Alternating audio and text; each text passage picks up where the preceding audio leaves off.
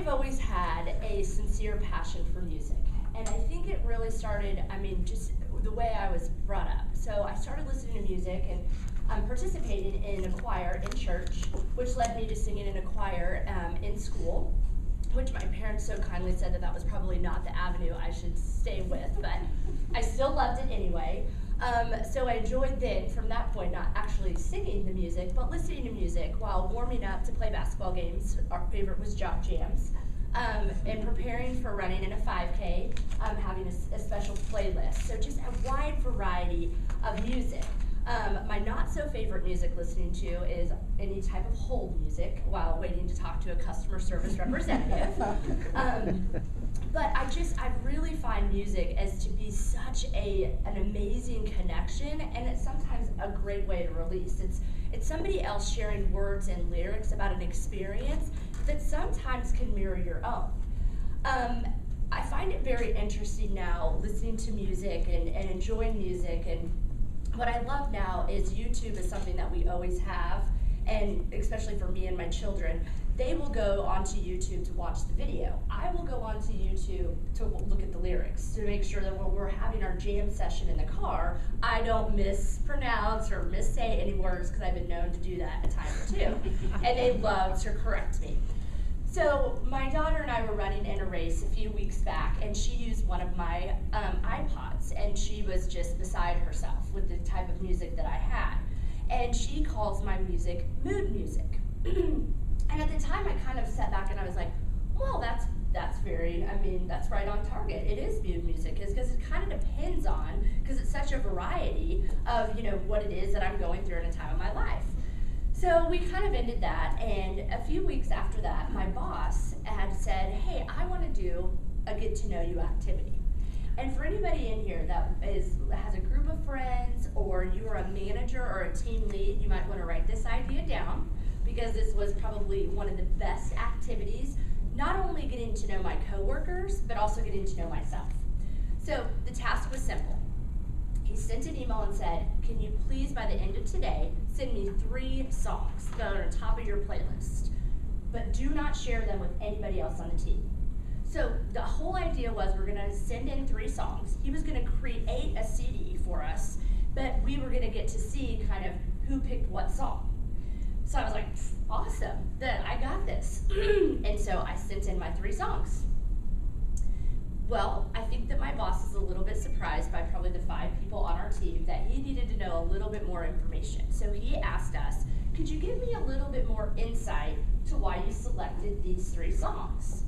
And I was like, well, okay. And so that's what really made me connect and have this moment where I was really trying to go through an experience. So I'd like to walk you through the 3 songs that I had selected, and really the type of lyrics that I feel tied to the experience that I was personally going through. The first song that I selected, the first time I remember hearing it was when I was in high school, and I was driving in a 1983, my white Camaro that I loved, and I would jam out to the song all the time, and I loved it.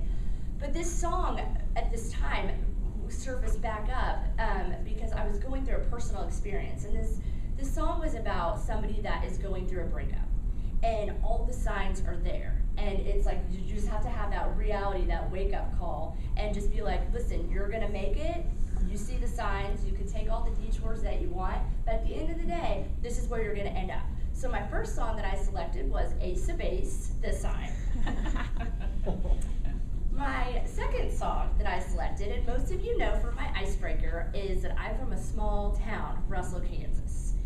Now we are known, us Kansas girls, to go a little western, or some people like to say crazy. Now depending on the type of breakup, this is true. My second song selection was due to a little bit of crazy. I like to add a little bit of spin, and what I heard a long time ago is people would say, you know how not too many people like, alternative rock, heavy metal, and then can listen to country. I'm one of those versatile people that can, and somebody once told me that country music is so sad. If you listen to it and rewind, you'll get your house back, your dog back, your cat back, and so at this particular time, I'm like, maybe I want all those things back. So the song that I selected for my second song is Redneck Crazy by Tyler Farr. And for some of you that may have not heard it, I would just like to share with you two lyrics that are in this song. Turn up a little Hank, sit on the hood and drink. I'm about to get my pissed off on. So this was perfect, and so I love this song. And so that was my second song selection. My third song selection, and before I share with you a little bit more insight, I just want to pause and just say as a recap, that clearly at this point in time when my boss is asking me to have some self-discovery moment, I was going through a breakup. And I was kind of at a point where I was a little bit bitter and angry about how the breakup had happened. But also I was on this of understanding I didn't want to be on a detour anymore. I didn't want to necessarily be angry anymore, and I needed to take a step forward, which really propelled me to the third song.